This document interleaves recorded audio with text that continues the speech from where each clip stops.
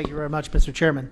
I've been around and around on this bill in a way because we have a system in place where it's illegal, to study marijuana, and then we turn around and we say to ourselves, well, we can't vote on marijuana in this way for medical purposes because we won't have the studies. And it's a little bit of a chicken and the egg. What I found is that recently I did some research, and the FDA is working at least with one pharmaceutical company that has a product on the market, not on the market, but they're looking to market. It's 99% cannabidiols, which is the part of the marijuana plant that we think does good things for people. Doesn't have the THC, to Representative Kiner's point. And it's already showing some promise.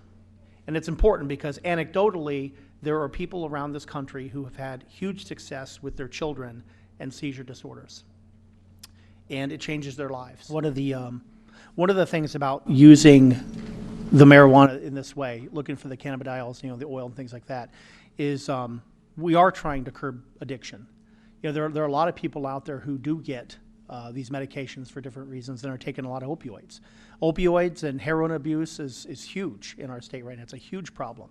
So I think, to me, the medical marijuana, the palliative use, when you're talking about the oils and getting away from THC, makes this a lot more beneficial. I think the thought of reducing addiction. So that's one of the reasons I've been supportive of it in the last year or so, this concept. Because, listen, at this day and age, people are overprescribed a lot of stuff. And that's why we're having so many problems. I think this is an opportunity to curb that. So at the end of the day, I know how politically charged this issue becomes. But this is not the same as giving people marijuana. It's nowhere close to that. But it is opening the door to allow our medical professionals to make decisions that are best for their patient.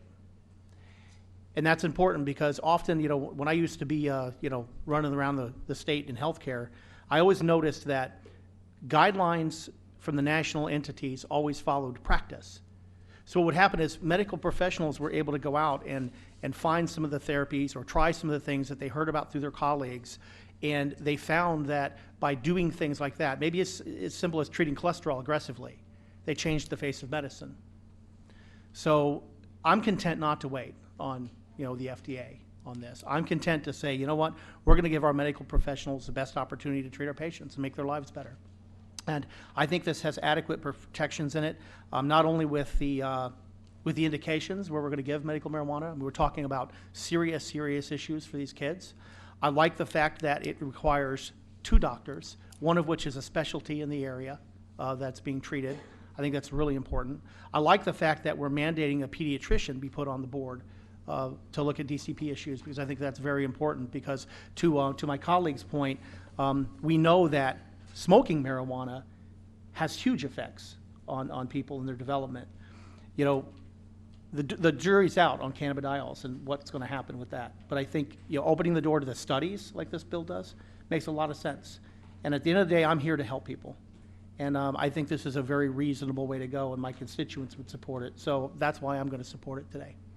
Thank you. Thank you. Representative Nicastro. Thank you, Mr. Chairman.